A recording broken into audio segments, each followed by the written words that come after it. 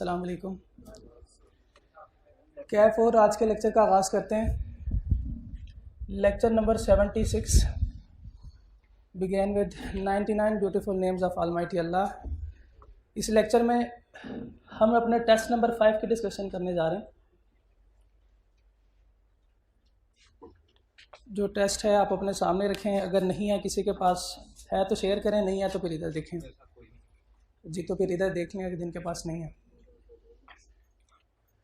Test number 5, answer all 6 questions, answer in black pen only. Discussion की तरफ चलें। Question number 1, in the light of the contract act 1872 narrate the difference between innovation and alteration. अच्छा, इस test का हमारा syllabus क्या था? Chapter number 6 और चैप्टर नंबर 7। तो डिफरेंस क्या है इनोवेशन और अल्ट्रेशन में? कौन बताएगा? बड़ा तो है, हाँ डिफरेंस तो बड़ा है, सही कह रहे हैं। कौन बताएगा दोनों में डिफरेंस क्या है? इनोवेशन किसे कहते हैं? मुझे याद आ रहा है कि ये टेस्ट नंबर, बल्कि नहीं, असेसमेंट में भी ये सवाल टेस्ट हुआ था। असेसमेंट में भी हुआ था ये सवाल।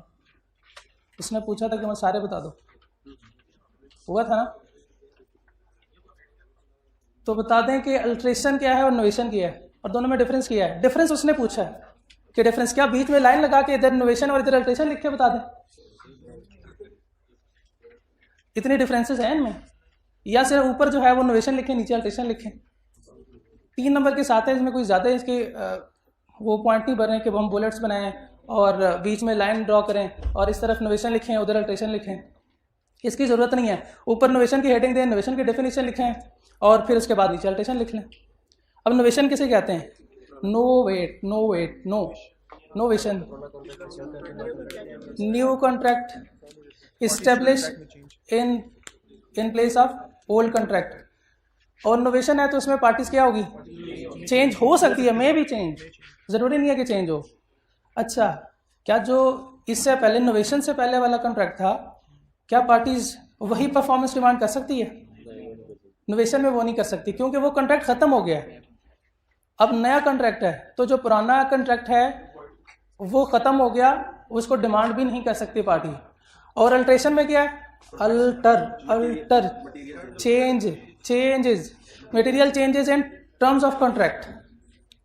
अब सिर्फ कॉन्ट्रैक्ट के टर्म्स में चेंजेस हुई है, पार्टीज भी वही है और कॉन्ट्रैक्ट के टर्म्स में चेंज हुई है, लेकिन बाकी मामला जो है वो वैसे के वैसे ही हैं। तो बस सिर्फ ये डेफिनेशन के हद तक इसने पूछा है ये पॉइंट, और ये रिपीट इसलिए हो रहे हैं कि हमने सिर्फ हमारे पेपर में जो है वो केस स्टडी नहीं आएगी, रट्टे वाले सवाल भी हैं, तो डेफिनेशन रिप्रोडक्शन वाले जो सवाल हैं वो भी हमने याद करने हैं। ओके, क्वेश्चन नंबर 2 का part A. On 19 January 2022 PF agree to supply 500 kg of strawberries to NIL। 19 जनवरी को PL ने एग्री किया है कि वो 500 kg ऑफ स्ट्रॉबेरीज NIL को सप्लाई करेगी on 15 Feb 2022 at a discounted price to be paid in advance. NIL agreed to the condition and paid the amount to PF in advance on 20th Jan 2022. 19 जनवरी को वो कह रहा है कि मैं आपको इतनी पेमेंट करूंगा, यानी स्ट्रॉबेरीज डिलीवर करूंगा 15 फेब को, लेकिन अगर आप मुझे एडवांस पेमेंट करते हैं तो उस केस में कहता है ठीक है। तो 20 जनवरी को अगले दिन जो है वो पेमेंट लेकर आया। आगे देखते हैं वो क्या कहता है। NIL had a plan to introduce strawberry flavored milk in March 2022। अब वो अपनी प्लानिंग में है कि मार्च 2022 में मैं स्ट्रॉबेरी फ्लेवर्ड मिल्क जो है वो इंट्रोड्यूस करूंगा। ये डेट आ गई ऑन 15 फेब, जिस डेट में उसने कहा था कि मैं आपको डिलीवर करूंगा। PF fail to deliver the strawberries to NIL। उसने डिलीवर नहीं की, माजरत कर ली कि माजरत है यार, मैं नहीं कर सका। Under the provision of contract act discuss the remedies available to, जिसको चीज़ें डिलीवर करनी थी, टू है ना, जिसको चीज़ें डिलीवर करनी थी उसको क्या रेमेडीज अवेलेबल है?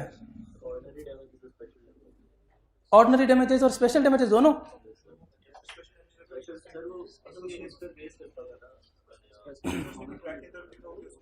स्पेसिफिक परफॉर्मेंस है, 7 डैमेजेस ले लें और स्पेसिफिक परफॉर्मेंस ले लें। नहीं, लिखना क्या हमने, क्या प्रोविजन क्या बनेगी इसकी? रिलेवेंट लीगल प्रोविजन क्या लिखनी है हमने इसकी?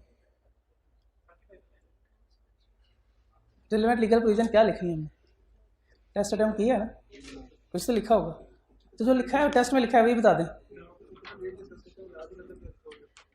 तो ये तो आपको याद होना चाहिए ना कि हमने पीछे क्या पढ़ा हुआ है, मैंने क्या लिखा था। आप इसका मतलब आप रिवाइज नहीं करते,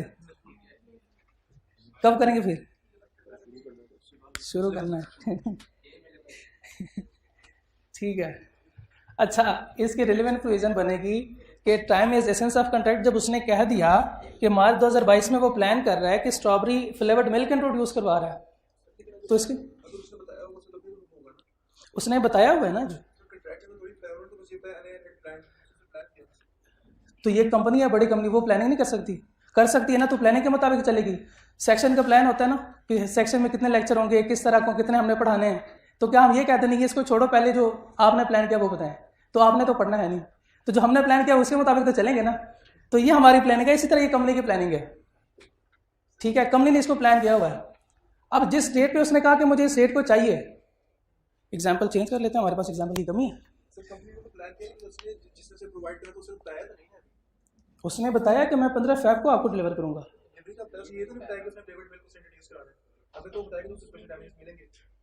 अगर उसने ये बताया होता कि भाई मुझे मार्च तक चाहिए, तो फिर उसके पास टाइम था, ये वाली बात भी लिख लेंगे। लेकिन उसने खुद कहा कि भाई मैं आपको 15 फरवरी को डिलीवर करूंगा। एग्री टू सप्लाई ऑन 15, ये कॉन्ट्रैक्ट 19 जनवरी को हो रहा है। ये अगले दिन ही कर सकता था कि 20 को वो पैसे दे रहा है और साथ वो उधर से वो ट्रक भर के स्ट्रॉबेरी भी ले आए, हो सकता है ना ये। लेकिन उसने नहीं किया, उसने कहा कि मुझे 15 फरवरी तक टाइम दो, मैं आपको चीज़ें डिलीवर कर दूंगा, आप मुझे एडवांस पेमेंट कर दो। उसने एडवांस पेमेंट की है। अब इसने चीज़ें डिलीवर करनी थी 15 फरवरी को, चीज़ें डिलीवर हो गई, उसके बाद प्रोसेसिंग में भी कोई थोड़ा सा टाइम तो लगेगा। ऐसे तो नहीं है कि डायरेक्ट मशीन में डाली और बस खत्म, फ्लेवर्ड मिल्क तैयार। तो ये time is essence of contract है। एग्जाम्पल चेंज करें कि ये ठीक है, समझ आ गई। बर्थडे की एग्जाम्पल जो है फेमस एग्जाम्पल है कि हमने उसे कहा भाई केक हमें डिलीवर कर दो इस डेट को, और वो उस डेट पे आके वो कहता है कि छुट्टियाँ थी ईद की, सो मैं नहीं कर पाया डिलीवर। तो अब क्या उसे कहें कि अगले दिन कर देना, ये हफ्ते बाद? एक्सेप्ट फिर भी कर सकते हैं ना, हफ्ते बाद भी कर सकते हैं, अगले दिन भी एक्सेप्ट कर सकते हैं। अगर हम चाहें तो एक्सेप्ट कर सकते हैं, चाहें तो ना करें, इसको रिसेंड कर दें। इसी तरह ये चाहे तो एक्सेप्ट कर सकता है कि भाई ठीक है आपने 15 फरवरी को मुझे चीज़ें नहीं डिलीवर की, आप ऐसा करो मार्च में कर दो, 1 मार्च को कर दो। तो ये time is essence of contract है और टाइम भी मेंशन है 15 फरवरी, और उसने चीज़ें डिलीवर नहीं की, तो ये वॉइडेबल है at the option of agreed party NIL। वो चाहे तो इसको एक्सेप्ट करे, चाहे तो इसको रिसेंड करे, और वो डैमेजेस भी क्लेम कर सकता है अगर वो इसको एक्सेप्ट करता है। तो उसके लिए क्या रिक्वायरमेंट है? पहले नोटिस देना पड़ेगा उसे।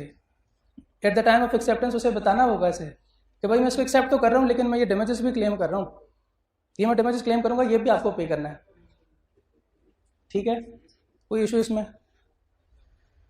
बी में वो कह रहा है कि what would be your answer if PF offers to deliver only 300 kgs of strawberry to NIL on the due date.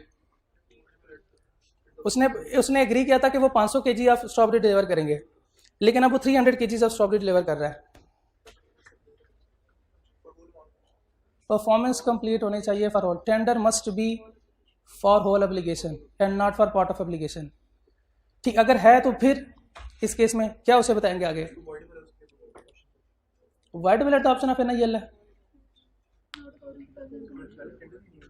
तो ये वैलिड टेंडर ही नहीं है। एग्जैक्टली ये इनवैलिड है, ये वॉइड है, ये वैलिड टेंडर ही नहीं है। वो एक्सेप्ट करना चाहे 300 kg ऑफ स्ट्रॉबेरी को, तो एक्सेप्ट क्या कर सकता है? क्यों नहीं कर सकता जी? ये against essentials of valid acceptance है या ऑर्डर ऑफ परफॉर्मेंस, ठीक है। तो इसमें जो है वो इनवैलिड टेंडर है, पार्ट ऑफ परफॉर्मेंस को वो एक्सेप्ट कर रहा है, जबकि उसे ऐसा नहीं करना चाहिए। ये सवाल क्लियर? ओके, कोई कंफ्यूजन? कोई कंफ्यूजन?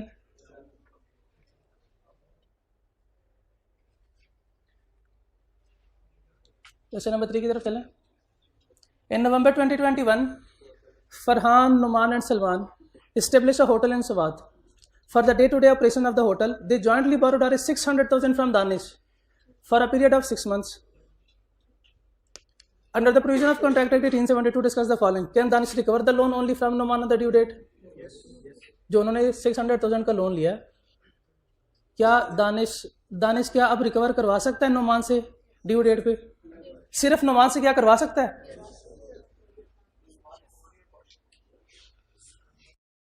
करवा सकता है। ये कौन सा केस है? Liability in case of joint promisor. हमने 2 नंबर के लिए प्रोविजन लिखने की जरूरत तो नहीं है, लेकिन केस को भी तो थोड़ा सा उसने सीधे ही बता दिया कि इसे पैसे ले रहा है, तो केस के ब्यूटिफिकेशन के लिए हमने एक लाइन तो लिखनी है ना, तो इसको कैसे ब्यूटिफाई करेंगे अपने प्रोविजन से? बुलबुटी बना के बताए ना, कोई लाइन, कोई कुछ बोले। सुना है जब वो बोलो है तो बातों से बोले यार, बोले। ऑल जॉइंट प्रोमिजर हाँ जी are severally and jointly liable. Even single promisor is liable for whole of the obligation. However, अगर वो कंप्लीट पे करता है यानी अपने शेयर से ज़्यादा करता है तो वो दूसरे दूसरे प्रोमिसर हैं उनसे फिर रिकवर करवा सकता है। यानी वो क्लेम कर सकता है कि भाई मैंने एक्स्ट्रा अमाउंट पे किया है, लिहाजा आप मुझे जो एक्सीडिंग अमाउंट है वो मुझे पे कर दें। B, can Danish recover the loan if Farhan Noman Salman die before the due date?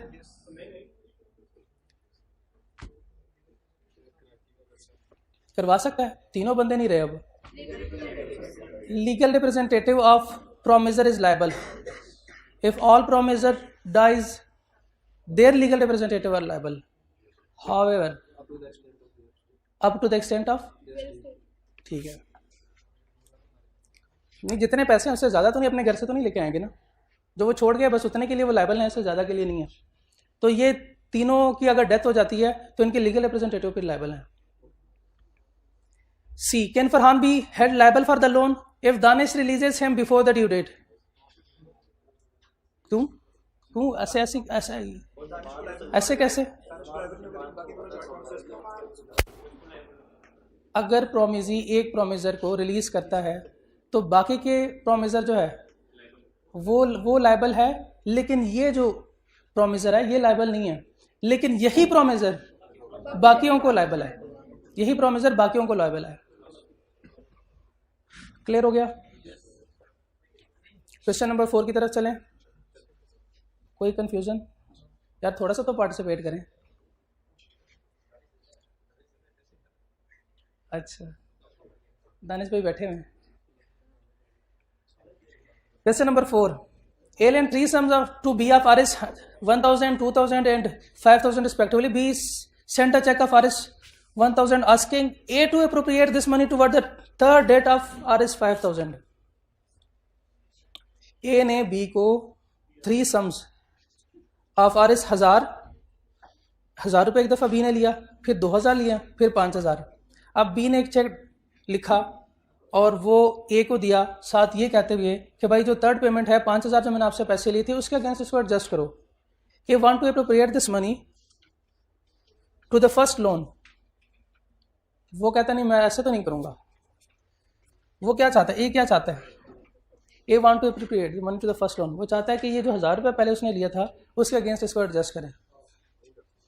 उसकी चाहत ये है कि वो 5,000 के अगेंस्ट एडजस्ट हो।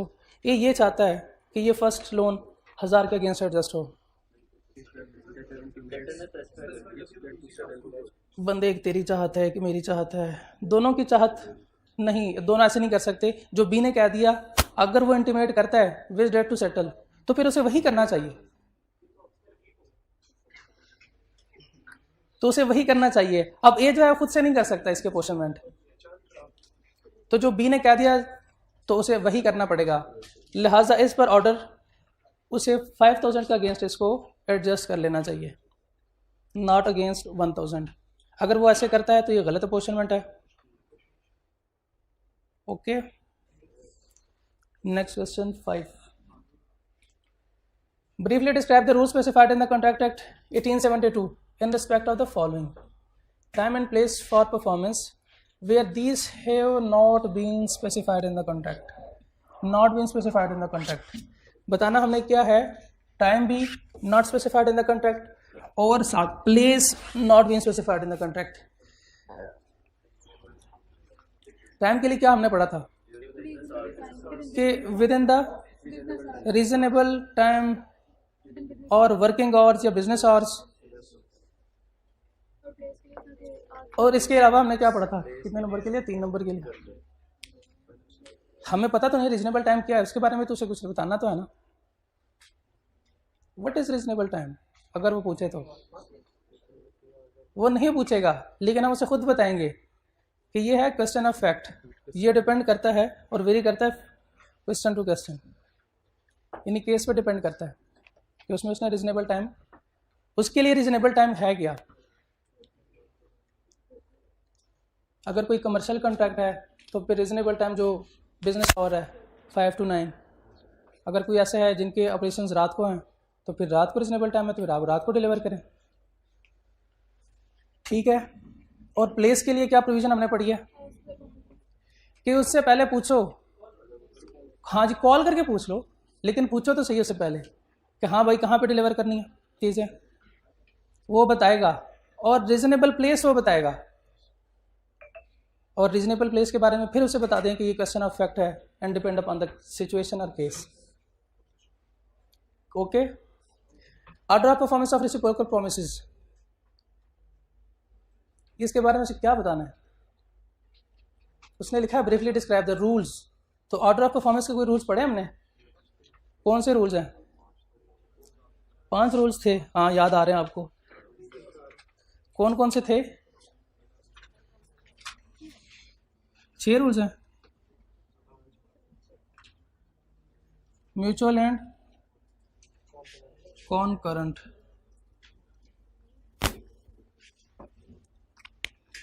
Mutual means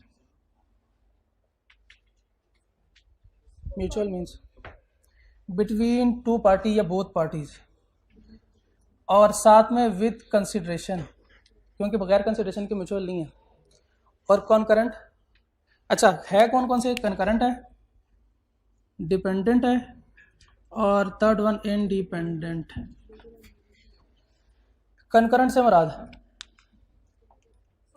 simultaneously, on the spot जैसे हम कहते हैं, उसी वक्त, यानी कैश दो ये लो, कैश दो ये चीज़ ले लो, कैश दो ये लो, ये है साइमल्टेनियसली, यानी एक्ट उसी वक्त हमने परफॉर्म करना है, बोथ द पार्टीज ने on the same time act को परफॉर्म करना है। ये है म्यूचुअल एंड कंकरेंट, पार्टीज भी दो, कंसिडरेशन भी है, कैश लेके गुड्स डिलीवर करना। और म्यूचुअल एंड डिपेंडेंट, वो जो कॉन्ट्रैक्ट में मेंशन है, स्पेसिफिकली मेंशन है according to terms of the contract, कि भाई आप ऐसा करो, लकड़ी भेज दो, मैं आपको टेबल बना के दे दूंगा, आप टेम्बर जो है वो मुझे पहुंचा दो, डिलीवर कर दो, आपको बिल्डिंग हम कंस्ट्रक्ट कर देंगे। इसमें एक पार्टी जो है वो पहले परफॉर्म कर रही है, इस पर एग्रीमेंट, इस पर कॉन्ट्रैक्ट, एक पार्टी पहले परफॉर्म कर रही है और दूसरी पार्टी जो है after performance of first party अपनी परफॉर्मेंस दे रही है। नहीं यही समझ, डिपेंडेंट ऑन लिख लें आप, बेशक सेकंड पार्टी लिख लें या फर्स्ट पार्टी लिख लें कि फर्स्ट पार्टी जब परफॉर्म करेगी तो उसके बाद फिर हमने परफॉर्मेंस देनी है, हमने वो एक अपना एक्ट जो है वो बाद में परफॉर्म करना है। इसमें तो सेम टाइम पे हो गया ना, कैश दिया, कंसिडरेशन हमने रिसीव की, एज अगेंस्ट कंसिडरेशन में हमने कोई कंसिडरेशन दे दी। लेकिन इसमें क्या होता है कि एक पार्टी पहले परफॉर्म कर रही है, डिपेंडेंट है, जब तक लकड़ी डिलीवर नहीं होगी हम टेबल कैसे बना के देंगे, हम नहीं बना सकते, तो ये डिपेंडेंट है। और थर्ड सिनेरियो इंडिपेंडेंट वाली एग्जांपल कोई दे सकता है कि कॉन्ट्रैक्ट में मेंशन नहीं है, नेचर ऑफ ट्रांजैक्शन उसके लिए रिक्वायर है, लेकिन इससे क्या मुराद है नेचर ऑफ ट्रांजैक्शन के लिए, कॉन्ट्रैक्ट में तो मेंशन नहीं है। अब नेचर ऑफ ट्रांजैक्शन क्या हो सकती है जी, बिजनेस के जो नेचर है, जैसे इसकी एग्जांपल हम ले लेते हैं कि आप इधर एडमिशन लेने आए, अब आपने क्या करना है, पहले से सर्विसेज लेनी है या पहले पे करना है उसके लिए, आप भाग जाओगे सर्विसेज लेके इतना हमें पता है। तो जो नेचर क्या है, नेचर ऑफ ट्रांजेक्शन क्या है कि पहले क्या करते हैं, हम पेमेंट करते हैं। ये मेंशन नहीं हुआ कॉन्ट्रैक्ट में, पहले हमने पेमेंट की, उसके अगेंस्ट हमसे किसी ने पूछा नहीं, हमने उन्हें खुद बताया कि भाई मैंने इस क्लास में जो है एडमिशन लेना है, ये फीस ले लें, बस क्लास में उठ के आ गए। अब किसी के साथ कोई ये टर्म्स एग्री नहीं हुए पहले से, ये इस पर नेचर ऑफ ट्रांजैक्शन है, इस पर नेचर ऑफ बिजनेस है। ये पहले पेमेंट या पेमेंट बाद में भी हो सकती है। बाद में पेमेंट की कोई एग्जांपल, इसकी क्या एग्जांपल हो सकती है? बिजली का बिल बाय डिफॉल्ट है कि हमने पेमेंट बाद में करनी है, और ये नेचर ऑफ ट्रांजैक्शन है। कोई कहीं पे प्रीपेड है, इलेक्ट्रिसिटी पोस्ट पेड है ना, इलेक्ट्रिसिटी प्रीपेड नहीं है, पोस्ट पेड है, तो बाद में हम पे करते हैं। ये नेचर ऑफ ट्रांजैक्शन ऐसी है कि वो हमें हमारे पास नहीं आते कि भाई आपने जो है वो पेमेंट करनी है, ये हमने करनी ही करनी है। ठीक हो गया। तीनों केसेस, तीनों सिनेरियो जो है वो इसमें ऑन द स्पॉट पेमेंट होती है और दोनों पार्टी जो है वो परफॉर्म करती है। इसमें एक दूसरे पे डिपेंडेंट है, यानी एक पार्टी जो है वो अपना परफॉर्म करेगी तो फिर दूसरे को मौका मिलेगा। इसमें जो है दोनों पार्टीज के बीच कोई एग्री नहीं हुआ, कोई टर्म्स जो है वो एग्री नहीं हुई। अब ये नेचर ऑफ ट्रांजैक्शन है, ये नेचर ऑफ बिजनेस है कि आप जो है या तो सर्विसेज दोगे तो उसके अगेंस्ट हम आपको पे करेंगे, बाद में पेमेंट होगी, या पहले भी पे कर सकते हैं, उसके अगेंस्ट हम सर्विस ले लें या गुड्स रिसीव कर लें।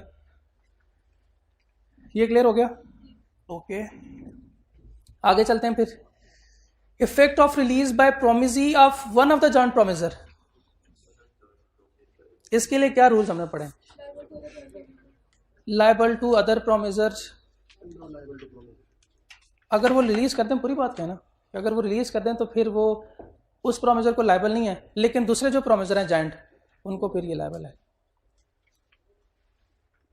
ये क्लियर हो गया? ये पहले भी हमने पढ़ा था।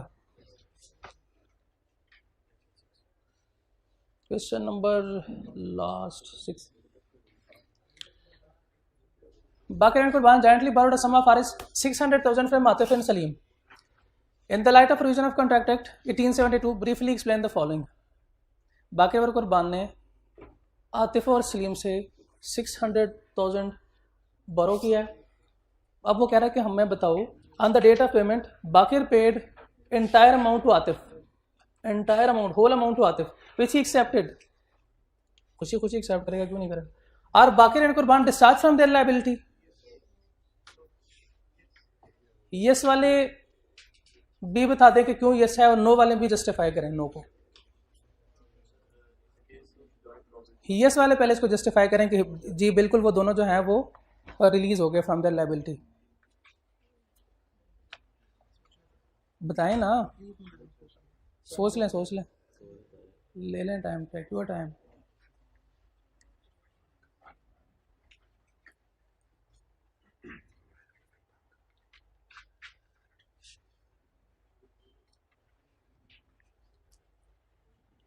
सोच लिया? सोच लिया हो तो बता दें। सर यस सर बताएं। अच्छा, उसने उन्होंने से खुद प्रेजेंट किया, उसने मांगे नहीं। अगर तो वो मांगता सिंगली तो फिर उसने पे नहीं कर सकते थे, वो लायबल नहीं था। ये नहीं, अगर आप ये कहना चाह रहे हैं कि अगर आतिफ खुद उनके पास जाता, भाई पैसे दे दो, अब तो दे दो पैसे, सिंगल प्रॉमिस ही नहीं रिक्वेस्ट कर सकता, मांग नहीं सकता, लेकिन वो खुद प्रोवाइड करे फिर उसे ये वो तो उसे एक्सेप्ट कर लेना चाहिए, बेशक दूसरे को पता हो ना हो। वो एक्सेप्ट करेगा तो फिर वो पैसे लेके तो वही चला जाए, वो तो फिर उसे लायबल होगा ना दूसरे को।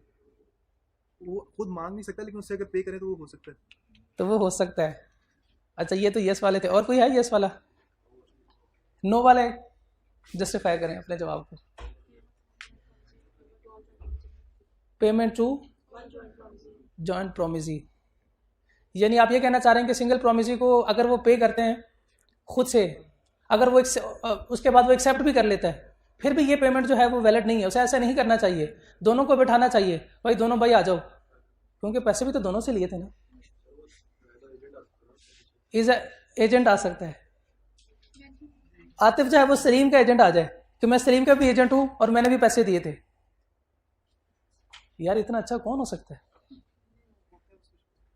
कि वो तो पैसे लेके भाग जाएगा। 6-0 और डाल दो, अब तो भाग जाएगा, अब तो पक्का भागेगा ये। 3-0 डाल गए तो फिर भी ये इसने नहीं रहना इधर, ये भाग जाएगा। तो ये जॉइंट प्रोमिसी ही डिमांड कर सकते हैं। सिंगल जॉइंट प्रोविजन, एक अकेला जो है वो पैसे नहीं ले सकता। अगर एक अकेला पैसे एक्सेप्ट करता है तो ये दोनों जो है इनकी लायबिलिटी डिस्चार्ज नहीं हुई। ठीक है, इनको ऐसा करना चाहिए कि दोनों को सामने बिठाएं और उनसे कहें कि ये आप गिनना शुरू करो और 10-10 रुपए के नोट दे दें, शाम तक गिनते रहेंगे, ताकि दोनों को पता हो कि 6 लाख रुपए पूरे हो गए। तो इस केस में बाकिर और कुर्बान की जो लायबिलिटी है वो डिस्चार्ज नहीं हुई, वो दोनों अपनी लायबिलिटीज उनकी डिस्चार्ज नहीं हुई। स्टिल जो है ये पेएबल हैं किसको? सलीम को।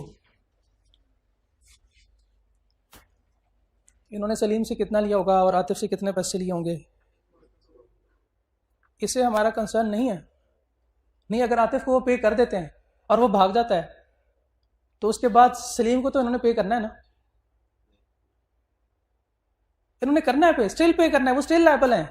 हम यही तो पढ़ रहे हैं यार कि उनकी लायबिलिटी डिस्चार्ज नहीं हुई, भाई यही है।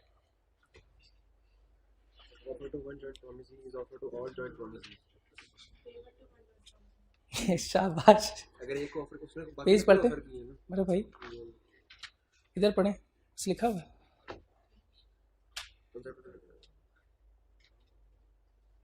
an offer to one of several joint promises has same effect as to offer to all of them. जी, तो आप क्या कहना चाह रहे हैं कि उसने आतिफ को पे कर दिया? उसने बाकिर ने खुद दिया, बाकिर ने खुद दिया, वो नहीं गया उसके पास।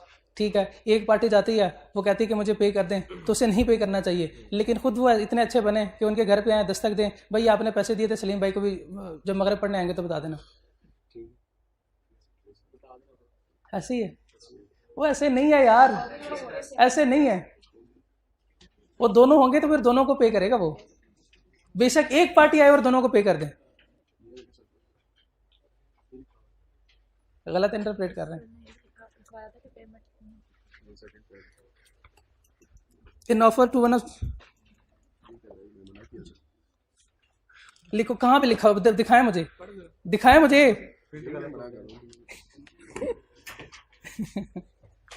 नहीं, वो दोनों नहीं कर सकते। वो बाकिर जो है, अगर 100% अमाउंट, एंटायर अमाउंट बाकिर पे करे ना, सिर्फ बाकिर, ठीक है, कुर्बान पे ना करे, कुछ भी पे ना करें, लेकिन दोनों को करें, फिर दोनों डिस्चार्ज हो गए अपनी लायबिलिटी से, दोनों फारिग हैं, दोनों अब मजीद उसको कोई पेमेंट नहीं करनी पड़ेगी किसी भी पार्टी को। लेकिन अगर दोनों आए आतिफ के पास या सलीम के पास और एक पार्टी को पे करें, फिर भी उनकी लायबिलिटी है, फिर भी वो अपनी लायबिलिटी से डिस्चार्ज नहीं हुए। हो गया क्लियर? अब यानी इन दोनों पार्टी में कोई भी एक पार्टी आ सकती है और पेमेंट दोनों को करनी चाहिए, लेकिन ऐसा नहीं करना चाहिए कि वो उन दोनों में से कोई एक पार्टी आए और इनसे पेमेंट ले जाए। नहीं, वो दोनों पार्टी से आएंगी, लाइन को सिक्योर करता है ना। ठीक है, ऑफर है, ऑफर नॉट पेमेंट। ठीक है, नॉट पेमेंट, नॉट एक्सेप्टेंस। वो इधर से है कि अगर आतिफ या सलीम इनके पास आता है, वो इन दोनों में से किसी को कहता है, एक मिनट से ऊपर हमने नहीं पढ़ा ये वाला केस था। क्या नुमान भाई ने पेमेंट करनी है? नुमान भाई ने पेमेंट करनी है ना। हालांकि पैसे किसने लिए थे?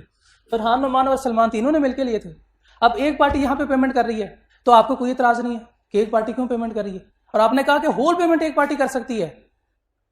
वहां पे भी तो बाकिर पेमेंट कर रहा है, कुर्बान को पता ही नहीं ना हो शायद।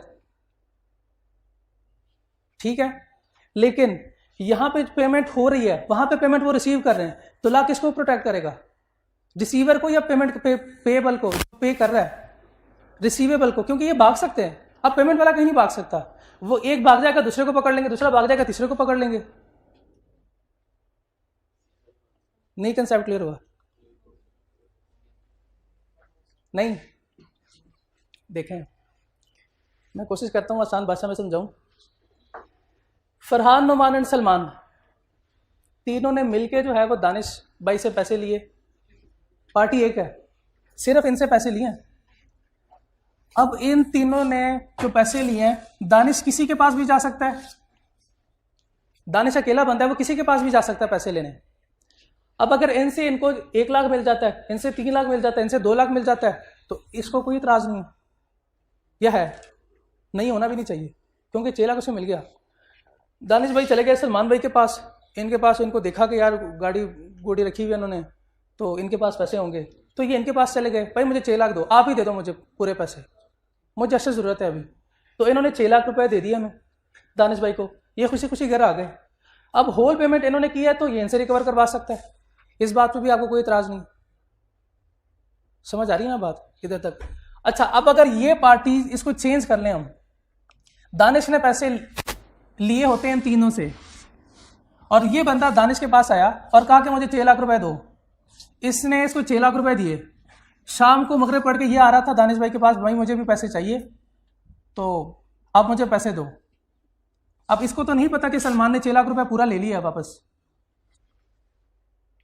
और ये अब दुबई बैठा हुआ है, शाम तक पहुंच गया, ठीक है। उसके बाद फिर ये ऐसा पढ़ के ये आ गया, मुझे भी पैसे चाहिए, पैसे दिए थे मैंने, मेरा हक है, मुझे दें, पैसे दें। यहां तक बात समझ आ रही है? अगर ये बंदा तीनों को बिठाएं और 6 लाख उनके सामने रखें कि जिसने जितना पैसे दिए थे वो अपने पैसे ले लें, जिसने जितने दिए थे वो ले लें, अपना अपना हिस्सा ले लें और जाएं घर, तो फिर क्या किसी को एतराज होगा इन तीनों में से? नहीं होगा ना, क्योंकि अगर इसने 2 लाख दिए, इसने 3 लाख और इसने 1 लाख दिया, तो अपना हिस्सा उठाएंगे और बस चल सो चल घर। ना इसको कोई इतराज, ना इन 3 पार्टीज को कोई इतराज। ये बात, अगर ये पेमेंट सिर्फ सलमान को करता है तो इन दोनों को इतराज है। इधर आया अब नीचे,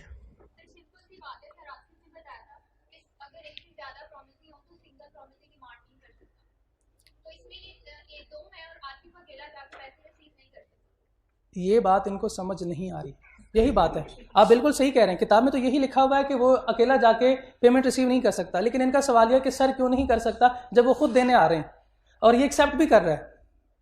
तो मैं इनको तब से यही समझाने की कोशिश कर रहा हूँ, देखें ये एक्सेप्ट कर तो रहा है, एक्सेप्ट करने के बाद अगर इन्होंने दूसरे को पैसे नहीं दिए अपने साथी को, यानी सलीम को, तो फिर सलीम तो फिर गया, उस बेचारे का क्या कसूर है? उसको पैसे क्यों नहीं मिलने जब उन्होंने खुद पैसे दिए थे?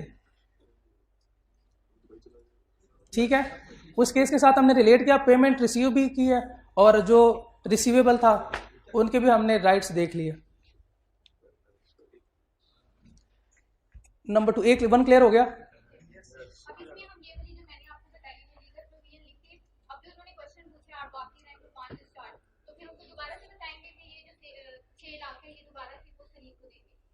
हम नहीं बताएंगे, हम उन्हें सिर्फ बता देंगे कि ये पेमेंट ऐसे नहीं कर सकते।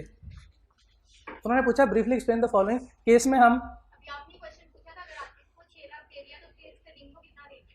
जी, मैंने सिर्फ पूछा था कि अगर आतिफ को, जब इन्होंने कहा ना कि वो इनको दे सकता है, तो फिर मैंने कहा ठीक है, आतिफ को तो पैसे मिल गए, अब सलीम को क्या देने उन्होंने? सलीम ने तो पैसे अपने लेने हैं ना भाई। अगर मैं किसी को पे करता हूँ, साथ वाला भी मेरा दोस्त है, वो भी किसी को सेम बंदे को पे करता है, तो वही बंदा जो है वो टोटल अमाउंट मेरे दोस्त को दे दे, तो फिर मेरा क्या कसूर है? मेरी पेमेंट किधर गई? मैं किससे पैसे रिसीव करूँ? अब मैं तो उनके पास जाऊँगा, भाई मुझे मेरे पैसे दे दो, मेरे दोस्त को क्यों दे रहे हो? जब आपने मुझसे पैसे लिए थे तो मुझे वापस दे दो।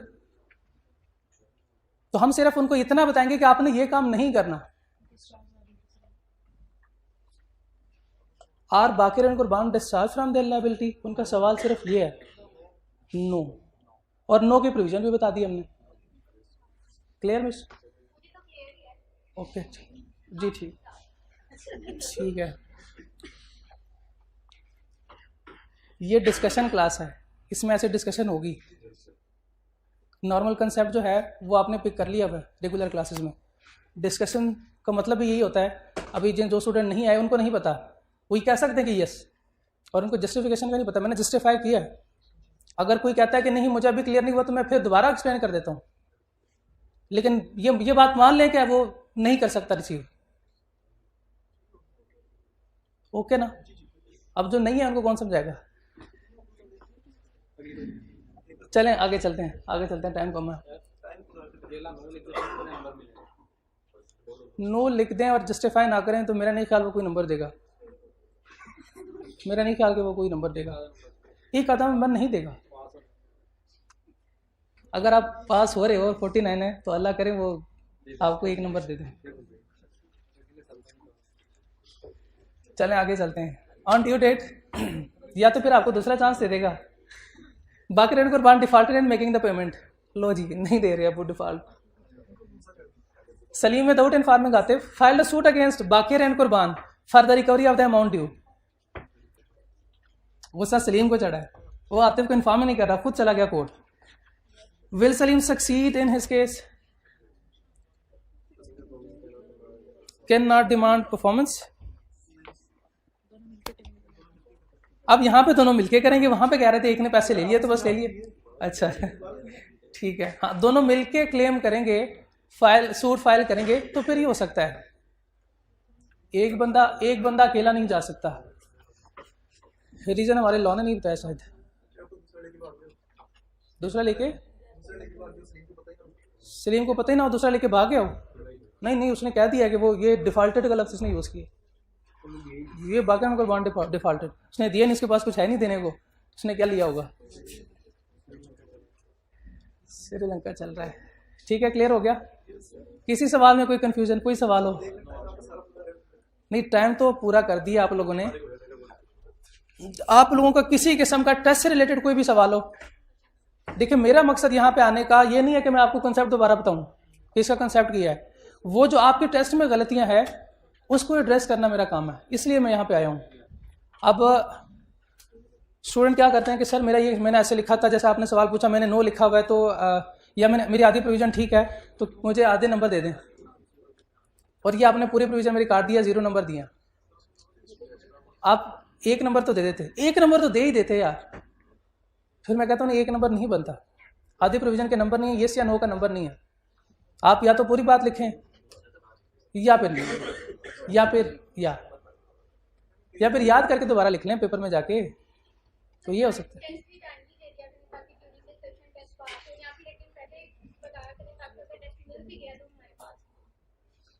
टेस्ट आपके पास बैग में होना चाहिए।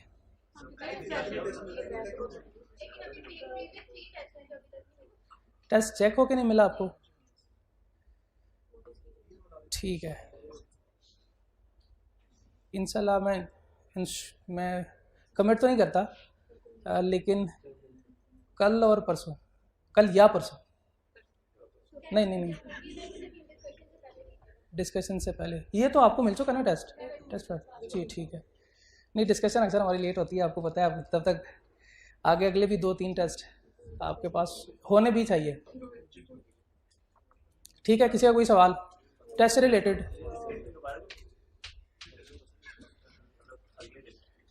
ये नहीं पता, ठीक है, कोई सवाल नहीं किसी का? प्रेजेंटेशन के हवाले से कोई सवाल? कितना लिखना है कितना नहीं लिखना वो तो बता दिया था सर ने, ऐसे ना करें।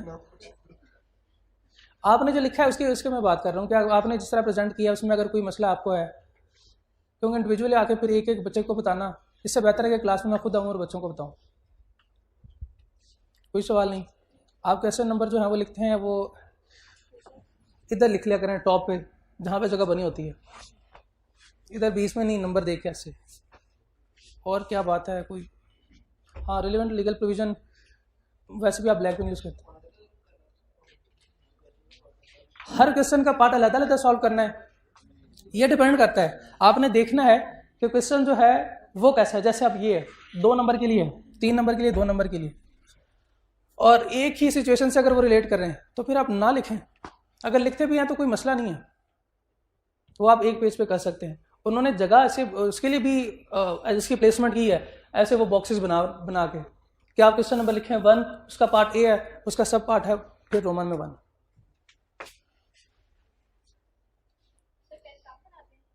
टेस्ट सर बनाते हैं। ओके, कोई सवाल?